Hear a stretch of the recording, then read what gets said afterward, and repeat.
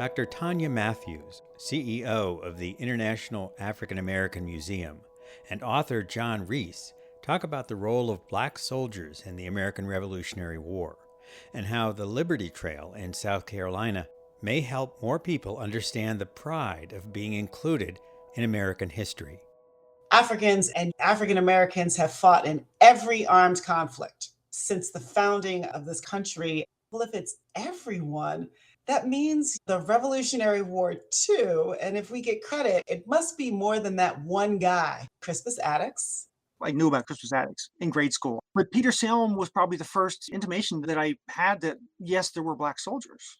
The more I learned, the more I wanted to tell the truth behind the myths. One of the things that strikes me around African Americans and the American Revolution is the question, okay, what are you fighting for? I think if you could ask your average white colonist, it's very clear. We're fighting for freedom. We want to be free from the British. We don't want things taxed. We want to own our own stuff. Very clear. When you ask Africans or African Americans, it's kind of like, well, okay, so there's this war for freedom going on.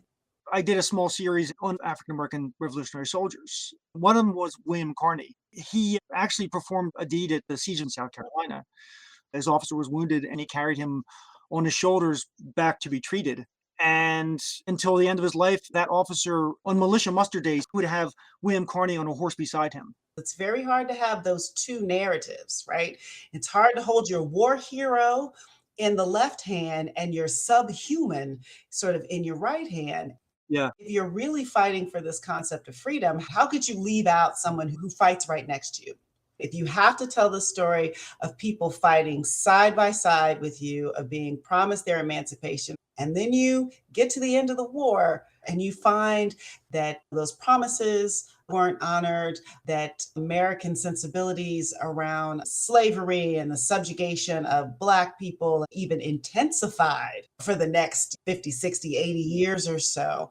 That, I think, is what makes it really difficult to tell the story. But I think arguably it's the most important part of the story. And now people, because of the Liberty Trail, can learn more about African American revolutionary soldiers. I also think folks are going to be very excited about it because there's pride, right? There's pride in finally being included.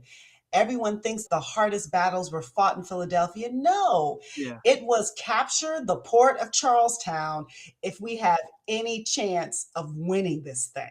And so we are proud and excited. Hey, look, we're finally getting into the story. And so I'm hoping that that South Carolina pride can be used as a tool to help people understand what it feels like for African Americans, for Black folks to also finally have our story inside of this story. It's not about casting shadows. It's just about being able to cheer. I'm finally in the story.